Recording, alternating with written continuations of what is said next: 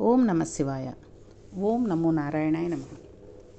నిన్నటి పారాయణంలో మనం పరశురాముడి దగ్గర ద్రోణాచార్యుల వారు ధనుర్విద్యను నేర్చుకోవడం, ఈ విద్యని చెప్పమని చెప్పి బ్రహ్మాస్త్రం గురించి చెప్పమని చెప్పి కర్ణుడు అడగడం, కర్ణుడికి ఉన్న 2 దుర్గుణాలు గురించి చెప్పుకుంటున్నాం. మొదటిది వాచలత్వం, అంటే నోటికి వచ్చినట్లు మాట్లాడడం. ఇక రెండవది ఏంటంటే దుర్యోధనుడిని ఏం చేశాడండి అతను, కర్ణుడు యుద్ధానికి అది పురిగొల్పి ముందు వెళ్ళమని చెప్పేసి యుద్ధానికి అందరికన్నా ముందు పారిపోవడానికి అతనే కారణమయ్యాడు. దానివల్ల ఏమైంది, దుర్యోధనుడికి కొంప ముంచేసింది.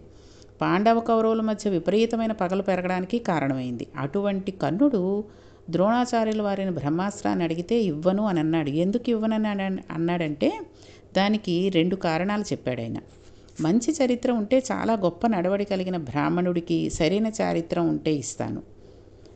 రెండవది, తపస్వి అయిన క్షత్రియుడికి ఇస్తాను. తపస్వి అంటే తనని తాను నిగ్రహించుకుని ఎంతో అవసరమైతే తప్పితే అస్త్రం వెయ్యని వాడిని, సదాచార సంపన్నుడు నియమనిష్టలు ఉన్న క్షత్రియుడికి అయితే బ్రహ్మాస్త్రం ఇస్తాను అని చెప్పాడు. నీవు ఈ ఇద్దరికీ చెందవు, సూతినివి, నీకు ఇవ్వను అన్నాడు ద్రోణాచార్యుడు. ఈ మాట అనేసరికి కర్ణుడికి కడుపులో కక్ష పట్టుకుందండి.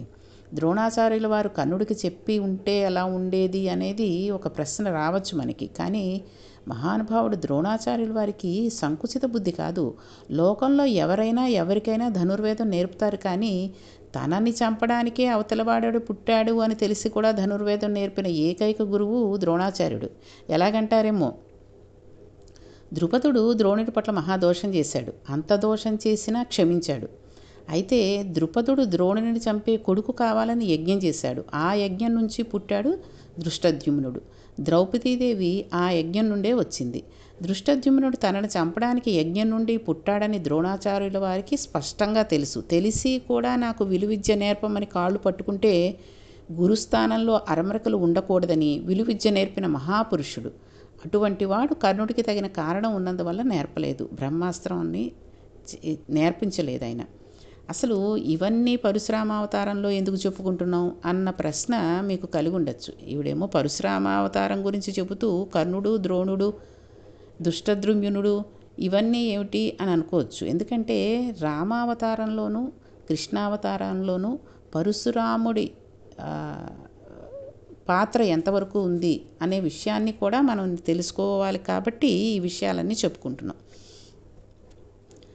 ఇప్పుడు కర్ణుడు ఏమనుకున్నాడంటే, నేను సూతుడును కాబట్టి, చారిత్రం ఉన్న బ్రాహ్మణుడు కాను కాబట్టి, క్షత్రియుడు కాను కాబట్టి నాకు బ్రహ్మాస్త్రం ఇవ్వలేదు.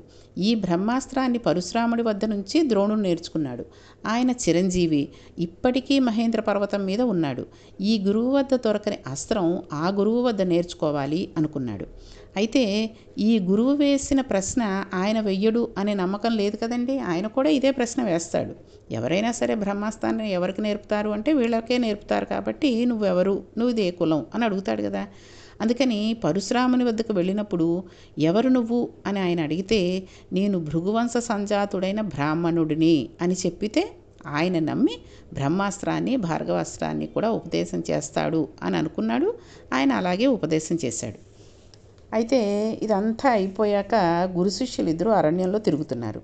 శిష్యుడు అంటే కడుపును పుట్టిన కొడుకుతో సమానం కదండి. పరశురాముడు అలిసి ఉంటే కర్ణుడు కింద కూర్చుని ఉన్నాడు. నీ తొడ మీద తల పెట్టుకుని కాసేపు పడుకుంటానని అన్నాడు పరశురాముడు. అంటే కర్ణుడు అలాగే పడుకోమని అన్నాడు. పరశురాముడు పడుకున్నాడు. ఈ లోపల ఏమైందంటే, దంసుడు అనే రాక్షసుడు ఒక శాప కారణం చేత 8 కూరలతో కాళ్లతో చిన్న పందిపల్లింత రూపం పొందాడు. అది కర్ణుని తొడ కింద చేరి కొరికేస్తోంది. తన తొడ కదిపితే గురువుగారికి నిద్రాభంగమైతే దోషం అవుతుంది, గురువుగారికి కోపం వస్తుందని కర్ణుడు తొడ కదపలేదు. అది తొడని తొలిచేస్తుంటే నెత్తురు కారి పడుకున్న పరశురాముని భుజం వద్దకి వెళ్ళింది. ఏదో గోరువెచ్చగా తగులుతోందని పరశురాముడు దిగ్గున నిద్రలేచి చూస్తే నెత్తురు కనబడింది. కర్ణుని తొడ ఎత్తమని చూస్తే పందిపిల్లంత ఉన్న క్రిమి కనబడింది. పరశురాముని తేజస్సు చూసేసరికి అది కాలిపోయి అందులో నుంచి ఒక రాక్షసుడు పైకి లేచాడు. అయ్యా, నా పేరు దంసుడు. ఒకప్పుడు మహర్షి శాప కారణంగా ఈ రూపం కలిగిందని శరీరం విడిచిపెట్టేశాడు. పరశురాముడు కర్ణుని వంక తేరీపారా చూసి, నీవు బ్రాహ్మణుడవైతే ఇంత ఓర్పు ఉండదు. శరీరానికి బాధ కలిగితే ఓర్చలేడు, దెబ్బ తగిలితే తట్టుకోలేడు. క్షత్రియుడికి ఓర్పు ఎక్కువ, శరీర బలం కూడా ఎక్కువ కదండి. అందుకని క్షత్రియుడైతే తట్టుకుంటాడు. నీవు బ్రాహ్మణుడు కాదు, నీవెవరు, నిజం చెప్పు అన్నాడు. నేను సూతుణ్ణి అని చెప్పిన వెంటనే పరశురాముడు, నీవు నాతో అబద్ధం చెప్పి అస్త్రాలు పొందావు కనుక ఆపత్కాలంలో నీకు ఈ అస్త్రాలు స్ఫురించకుండు కాక అని శాపవాక్కునిచ్చాడు. ఆ కారణంగానే మరణ సమయంలో కర్ణుడికి ఏ అస్త్రాలు జ్ఞాపకానికి రాలేదు. అబద్ధం ఆడడం ఎంత అపాయకరమో అన్నది ఇక్కడ తెలుస్తుంది. బ్రహ్మాస్త్రం, భార్గవాస్త్రం ప్రయోగ ఉపసంహారాలు నేర్చుకున్నాడు. తిరిగి వెళ్ళిన తర్వాత దుర్యోధనుడు, అస్త్రాలు నేర్చుకున్నావా, ఏమైంది నీ ప్రయత్నం అని అడిగాడు. నేర్చుకున్నాను, కానీ పరశురాముడు నన్ను శపించాడు అన్న విషయం చెప్పకుండా నేను వెళ్ళిన పని పూర్తయింది, అస్త్రాలు నేర్చుకున్నాను అని చెప్పాడు. దుర్యోధనుడు కర్ణుడిని నమ్ముకున్నాడు. స్నేహితుడిగా చాలా మర్యాదనిచ్చాడు కదండి కర్ణుడికి దుర్యోధనుడు. బ్రహ్మాస్త్రం, భార్గవాస్త్రం తెలిసిన కర్ణుడు నన్ను రక్షించి తీరుతాడు అనుకున్నాడు. కురుక్షేత్ర సంగ్రామం జరిగి అధర్మాత్ములు మడిసిపోవడానికి పరశురాముడు కూడా కారణమయ్యాడు. పరశురాముడు కర్ణుడికి ఉపదేశం చేసి ఉండకపోతే, శాపవాక్కును ఇచ్చిన విషయాన్ని కర్ణుడు దుర్యోధనుడికి చెప్పి ఉంటే మహాభారతం ఎటు తిరిగేది అన్న ఆలోచించవలసిన విషయం వేరే ఉంది. కాబట్టి దుర్యోధని మూర్ఖత్వం దుర్యోధనదే, కానీ ఇంత అతిశయం ఉండేదా అంటే చెప్పడం కష్టం. శిష్యునికి విలువిద్య నేర్పి ఆ శిష్యుని చేతిలో ఓడిపోయిన సత్కారం పొందింది కూడా పరశురాముడే. ఒక గురువుకి సత్కారం అంటూ ఉండదు. సన్మానం పుచ్చుకున్నవాడు గురువు కాలేడు. సన్మానం గర్వం, అహంకారం బంధుహేతువు అవుతుంది. లేనిపోని గర్వాన్ని కూడా పెంచుతుంది. కాబట్టి గురువు ఎప్పుడూ సన్మానాన్ని కానీ సత్కారాలు చేయాలని కోరుకోడు.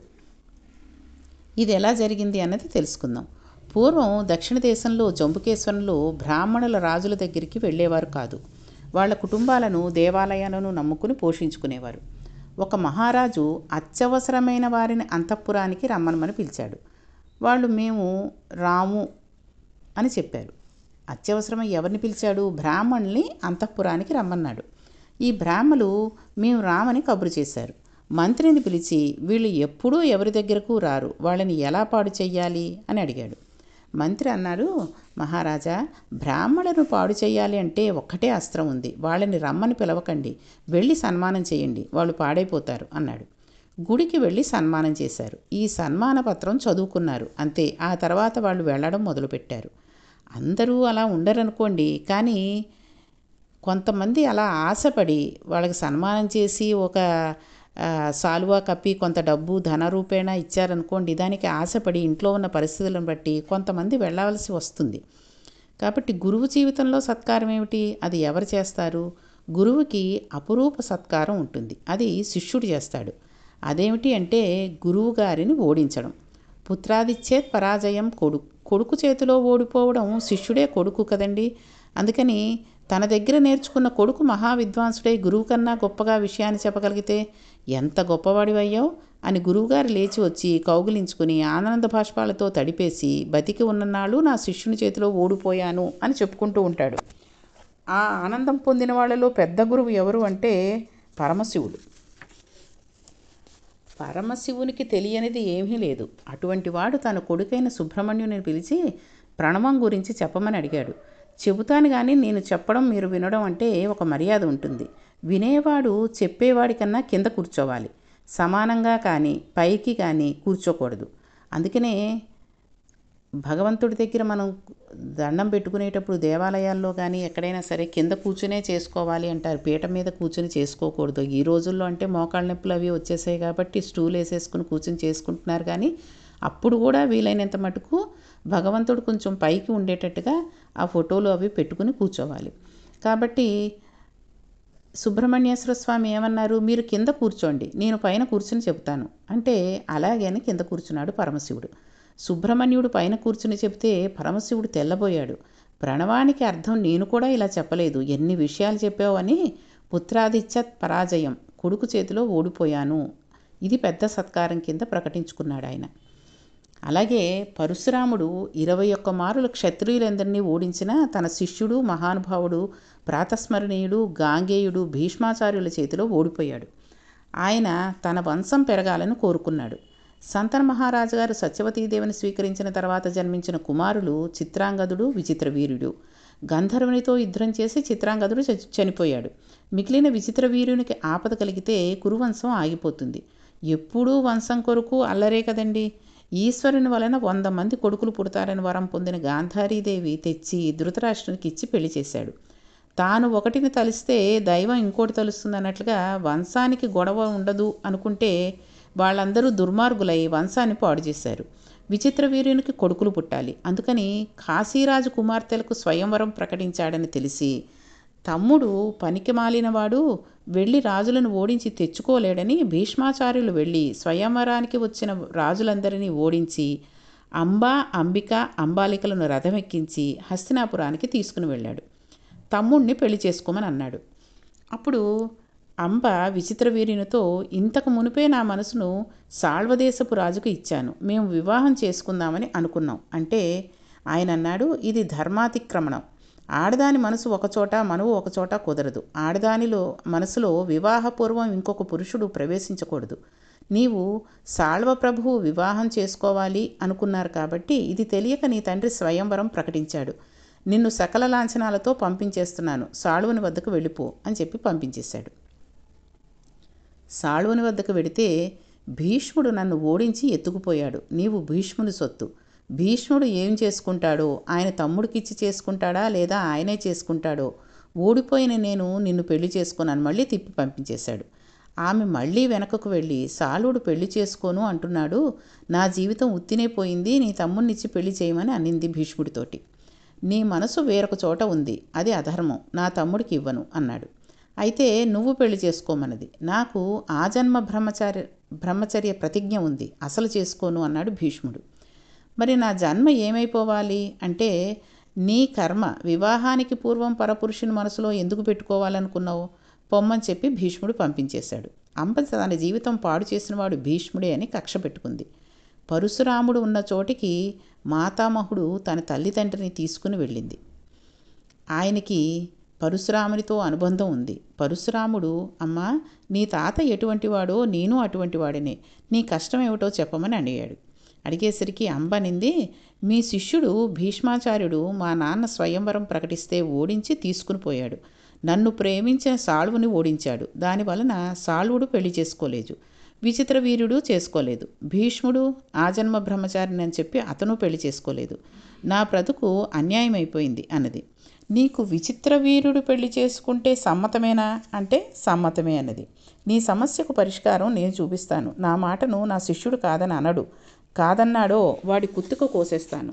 యుద్ధంలో నాతో నిలబడలేడు, బయలుదేరి నాతోటి అన్నాడు పరశురాముడు.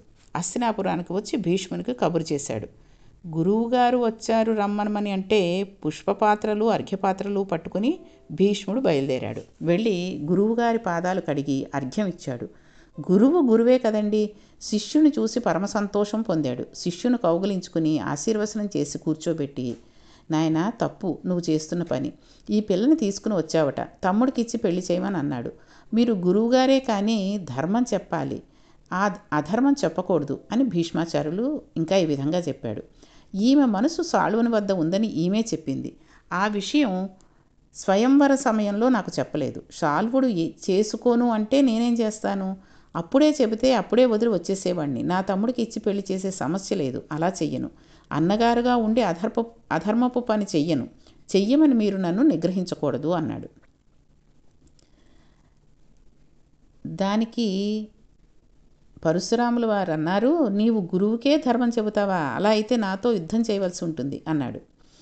అధర్మపు పని చేసే కన్నా గురువు గారితో యుద్ధం చేసి ప్రాణమే పోగొట్టుకుంటానో నిగ్రహిస్తే మీకు గౌరవం, పోతే ధర్మానికి పోయానని నాకు గౌరవం. స్వచ్ఛంద మరణం కల భీష్ముడు యుద్ధమే చేస్తాను అన్నాడు. ఇద్దరికీ యుద్ధం ప్రారంభమైంది. ఆ యుద్ధం ఎన్ని రోజులో జరిగింది. అందుకని ఒకళ్ళని ఒకళ్ళు తుత్తునీయుల కింద కొట్టేసుకున్నారు. ఒకరోజు భీష్ముడి గుండెల్లో దిగిన బాణానికి ఆయన రథంలో పడిపోయాడు. సారథిని చంపేశాడు. తర్వాత భీష్ముడు పడిపోవాలి. స్వచ్ఛంద మరణం ఉన్నా లేవకుండా కొట్టేశాడు. అకస్మాత్తుగా 7 బ్రాహ్మణులు వచ్చి రథం కుయ్య మీద కూర్చుని గంగాదేవి తెల్లటి బట్టలు కట్టుకుని వచ్చి రథాన్ని ఆకాశ మార్గంలో తప్పించి వేసి ఆయనను ఒక ఇంట్లో దింపేశారు. భీష్ముడు పడుకుని ఉన్నాడు. ఎవరో 7 బ్రాహ్మణులు నన్ను తీసుకుని వచ్చారు. నా తల్లి గంగాదేవిని గుర్తుపట్టాను. 7 బ్రాహ్మణులు ఎవరని ఆలోచిస్తూ పడుకున్నాడు. ఆ రాత్రి వాళ్ళు కలలోకి వచ్చి, మేమెవరో నీకు తెలుస్తుందిలే. నీకు ఒక అస్త్రం ఉపదేశం చేస్తున్నాం. దాని పేరు మోహనాస్త్రం. అది ప్రయోగిస్తే పరశురాముడు పడిపోతాడు. ఈ అస్త్రం రేపు ప్రయోగించు. ఎంత పరశురాముడైనా శరీరం పెట్టవలసిందే కదా అన్నారు. తప్పకుండా ప్రయోగిస్తానని అస్త్రం ప్రయోగ ఉపసంహారాలతో తీసుకున్నాడు భీష్ముడు. 7 ఎవరో వాళ్ళు చెప్పలేదు. వాళ్ళు అష్టవసువులు. వారిలో భీష్ముడు చివరి వసువు. మిగిలిన 7 బ్రాహ్మణ రూపంలో భీష్మునికి ఆపద కలుగుతుందని వచ్చి ఆయనని జాగ్రత్త పడమని చెప్పారు. మరునాడు యుద్ధానికి వెడితే మళ్ళీ సారథిని చంపేశాడు.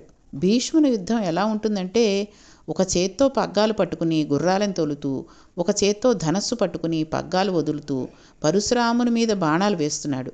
పరశురాముడు కొన్ని వేల బాణాలను ప్రయోగిస్తే ఒంటి చేత్తో యుద్ధం చేస్తూ చిట్ట చివర పరశురాముని కొట్టడానికి మోహనాస్త్రం తీశాడు.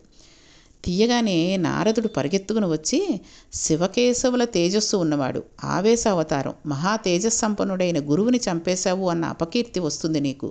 గురువుని చంపేస్తావా? చంపకు అన్నాడు. అప్పుడు ఆ 7 బ్రాహ్మణులు వచ్చి ఆగమని గంగమ్మ వచ్చి పరశురాముని వద్దకు వెళ్ళి, అయ్యా, మా వాడి దగ్గర మోహనాస్త్రం ఉంది. అది ప్రయోగించి ఉంటే మీరు పడిపోయి ఉండేవారు. గురువన్న గౌరవం చేత నా కొడుకు ప్రయోగించలేదు. వాడు పెంకితనంతో మీ మాట కాదని అనలేదు. ధర్మానికి మీ మాట కాదని అన్నాడు. గురువైన మీరే ధిక్కరిస్తే వాడికి దిక్కెక్కడ ఉంటుంది? మీ శిష్యుని ఆశీర్వదించమని గంగమ్మ తల్లి అడిగింది. గంగమ్మ మధ్యవర్తిత్వానికి పరశురాముడు భీష్ముని రథం దగ్గరికి వచ్చి కౌకులించుకుని, ఎంత ధర్మానికి నిలబడ్డావు? నీ మోహనాస్త్రానికి పడిపోదును కనుక నీ చేతిలో ఓడిపోయాను అని, నా శిష్యుని చేతిలో ఓడిపోయిన సత్కారం పొందాను నేనని, నిన్ను చంపగలిగిన వాడు నరనారాయణులలో ఒక్కడైన అర్జునుడే, వేరొకరికి సాధ్యం కాదని తన ఓటమిని అంగీకరించి తిరిగి వెళ్ళిపోతూ అంబవంక తిరిగి, నేను చేయగలిగింది చేశాను, ఇంకా నేను చేయగలిగింది ఏమీ లేదు, నీకు చేతనైంది నువ్వు చేసుకో అని అన్నాడు. ఈ జన్మలో సాధించలేని దానిని వచ్చే జన్మలో సాధిస్తానని ఆమె అన్నది. తపస్సు చేసింది. పరమశివుడు ప్రత్యక్షమయ్యాడు. ఆడపిల్లగా పుట్టి మగపిల్లువాడిగా మారి శిఖండి అయి అర్జునుని రథంలో ముందు నుంచుంది. ఆమెను చూస్తే బాణాలు వెయ్యనని ధనస్సు బాణాలు కిందకి దింపేస్తే, ఒళ్లంతా బాణాలు కొట్టేస్తే భీష్మాచార్యుల వారు రథంలో నుండి కింద పడిపోయారు. సమస్త విలువిద్యలను పరశురాముడే ఇచ్చి భీష్ముని చేతిలో ఓడిపోయాడు. ఇది భారతం పరంగా పరశురాముడి పాత్ర, పరశురాముడు చేసినటువంటి విషయాలు. కాబట్టి భీష్ముడిని అంబ ఆ రకంగా, అంటే ఇటు ఆడపిల్లగా పుట్టి మగపిల్లవాడిగా మారిపోయి శిఖండి కింద అయిపోయి, శిఖండి మొహం చూస్తే అతను విలువిద్య చెయ్యనని భీష్మాచార్యులు వారు చెప్పారు. కాబట్టి ఆ రకంగా మారి భీష్ముడిని ఓడించడానికి కారణమైంది ఆవిడ. అలాగే రామాయణంలో కూడా పరశురాముడి పాత్ర చాలా ఉంది రాముడితోటి. అది ఏమిటి అన్న విషయాన్ని మనం రేపటి పారాయణంలో తెలుసుకుందాం. కాబట్టి భారతంలోనూ రామాయణంలోనూ కొన్ని పరశురాముడి అవతారం మామూలుగా రామాయణం కంటే కృష్ణావతారం కంటే ముందే వచ్చినప్పటికీ ఈ రకంగా ఆయన పాత్ర ఉంది. కాబట్టి మనం ఇవన్నీ కూడా వివరంగా తెలుసుకోవాల్సి వస్తుంది. కాబట్టి రేపటి పారాయణంలో రాముడి తోటి పరశురాముడి పాత్ర రామాయణంలో ఏ వరకు ఉంది ఏమిటి అన్న విషయాన్ని తెలుసుకుందాం. ఓం నమః శివాయ. ఓం నమో నారాయణాయ నమః.